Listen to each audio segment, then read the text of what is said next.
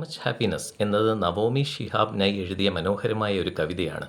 ഈ കവിത സന്തോഷത്തിൻ്റെ സ്വഭാവത്തെക്കുറിച്ച് സംസാരിക്കുകയും അതിനെ ദുഃഖവുമായി താരതമ്യം ചെയ്യുകയും ചെയ്യുന്നു. സന്തോഷം സ്വതന്ത്രമാണെന്നും സ്വാഭാവികമാണെന്നും അതിനെ നിയന്ത്രിക്കാൻ കഴിയില്ലെന്നും കവി പറയുന്നു.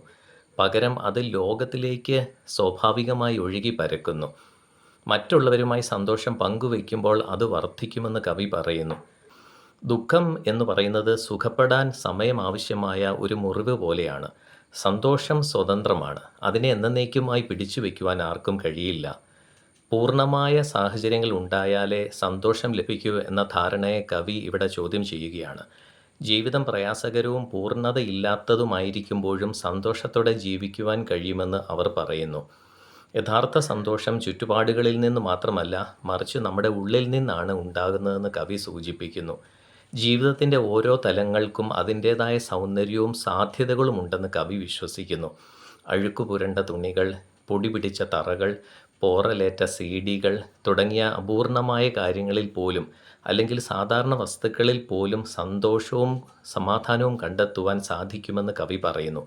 കോഫി, കേക്ക്, പഴുത്ത പീച്ചു പഴങ്ങൾ എന്നിവയെക്കുറിച്ചുള്ള പരാമർശങ്ങൾ മനോഹരമായ ഇന്ദ്രിയ അനുഭവങ്ങൾ സൃഷ്ടിക്കുന്നു. ഈ വസ്തുക്കൾ ജീവിതത്തിലെ സാധാരണ യാഥാർത്ഥ്യങ്ങളെയാണ് പ്രതിനിധീകരിക്കുന്നത്.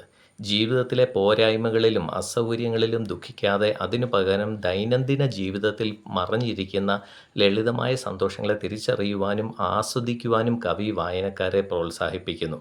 കവിതയുടെ അവസാനം സന്തോഷത്തെ ചന്ദ്രനെ താങ്ങി നിൽക്കുന്ന രാത്രി ആകാശവുമായി മനോഹരമായി താരതമ്യം ചെയ്യുന്നു. ആകാശം ഒരിക്കലും ചന്ദ്രൻ്റെ സൗന്ദര്യം സ്വന്തമാണെന്ന് അവകാശപ്പെടുന്നില്ല. അതുപോലെ തന്നെ നാം നമ്മുടെ സന്തോഷം മറ്റുള്ളവരുമായി പങ്കുവയ്ക്കണം. ഈ കവിത ജീവിതത്തെക്കുറിച്ചുള്ള ഒരു പ്രധാന സന്ദേശം നൽകുന്നു.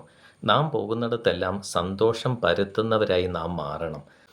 ഈ കവിതയെ കൂടുതൽ മനോഹരമാക്കാൻ കവി നിരവധി അലങ്കാര പ്രയോഗങ്ങൾ, പോയറ്റിക് ഡിവൈസസ് ഉപയോഗിച്ചിട്ടുണ്ട്. Sadness is a wound to tend എന്ന വരിയിൽ രൂപകം, മെറ്റഫർ ഉപയോഗിച്ചിരിക്കുന്നു. സന്തോഷത്തിന് മനുഷ്യരുടെ ഗുണങ്ങൾ നൽകിക്കൊണ്ട് പേഴ്സോണിഫിക്കേഷൻ എന്ന പോയറ്റിക് ഡിവൈസ് ഇവിടെ കവി ഉപയോഗിച്ചിരിക്കുന്നു.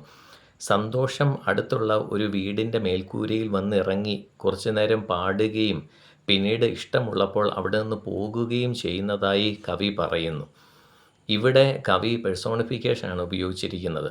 കൂടാതെ ഇമേജറി, ദൃശ്യബിംബം എന്ന അലങ്കാരവും കവിതയിൽ കാണാം.